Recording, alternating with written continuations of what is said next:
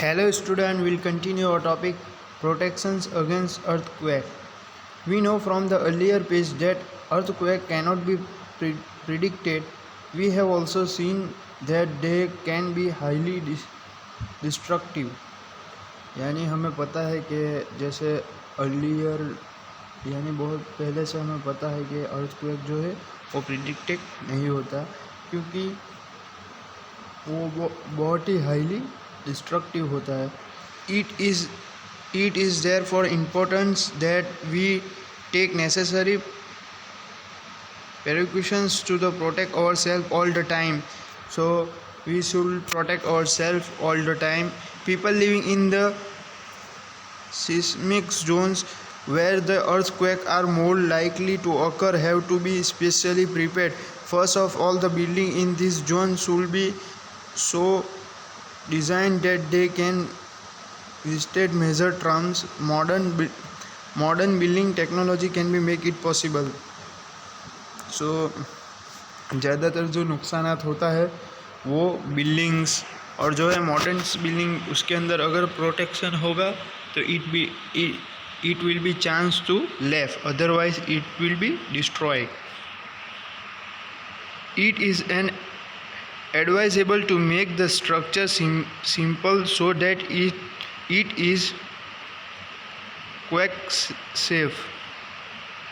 So consult qualified architects and structural engineers. So first we have to do architectures and structural engineers. So इसकी वजह से जो है बहुत ही अच्छी तरीके से होगा. In highly seams areas, the use of mud or timber is better than using heavy construction material. Keep roof as light as possible. In case the structure falls, the damage will not be heavy.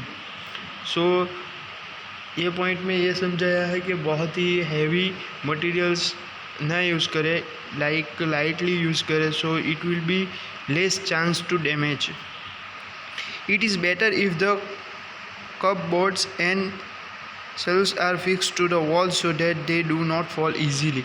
यानी cupboard जो है wall होती है उसके साथ रखेंगे तो fall होने के चांसेस कम रहते हैं. Be careful where you hang wall clock, photo frames, water heaters, etc. so that in the event of any earthquake they do not fall on people. तो ऐसी जगह पे आपको एक केयरफुल रहना है कि जो वॉल होती है उसके ऊपर जो है clock, photo frame, water heater etcetera जो लगा है वो जो मेंबर्स होते हैं उसके ऊपर ना गिरे, यानी पीपल्स के ऊपर जो है ना गिरे, उसकी केयरफुली यानी हमें केयरफुल रहना है. Since some building may be catch fire due to an earthquake, it is necessary that all building, especially tall building, have a firefighting equipments in the working order. यानी जैसे कि अर्थक्वेक के लिए जो आग भी लग सकती है तो हमें क्या उसकी सेफ्टी यानी इक्विपमेंट्स जो है उसके साथ रखने पड़ते हैं. The central building research institute has developed known how to make a quick resistance house. In the event that an earthquake does not strike, take the following step to protect yourself. If you are at home, अगर आप घर पे हो, take the shelter under the table and stay there till the shaking stop. यानी आपको क्या करना है, एक शेल्टर के अंदर जो है टेबल के पास जो है घुस जाना है और वहाँ पे जो है टिल शेकिंग नहीं ओवर होता है तब तक आपको जो है वहाँ पे ही रहना है. Stay away from the tall and heavy object that may be fall on you. यानी जैसे कि बहुत ही हैवी चीज़ होती है वहाँ पर खड़ा नहीं रहना चाहिए कि वो आपके ऊपर गिरे ना. If you are in bed do not get up, protect your head with a pillow. यानी अगर आप जो बेड के अंदर हो तो जो आपका तकिया होता है उससे आपका जो हेड है वो कवर अप कर लेना है. इफ़ यू आर आउटडोर, अगर आप बाहर हो, find a clear stop away from the building trees and overhead power lines drop to the ground.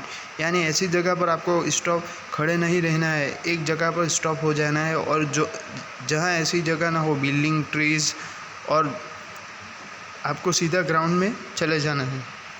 If you are in a car और bus do not come out. अगर आप car में हो या बस में हो तो बाहर ना निकले. Ask the driver to drive slowly to clear stop, यानी आपको ड्राइवर को क्या बोलना है, स्लोली डू ड्राइव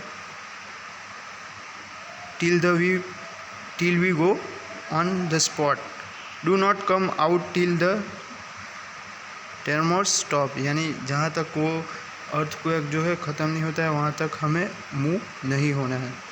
यहाँ हमारा चैप्टर जो है फिनिश होता है। नेक्स्ट वीडियो में न्यू चैप्टर स्टार्ट करेंगे। ठीक है स्टूडेंट।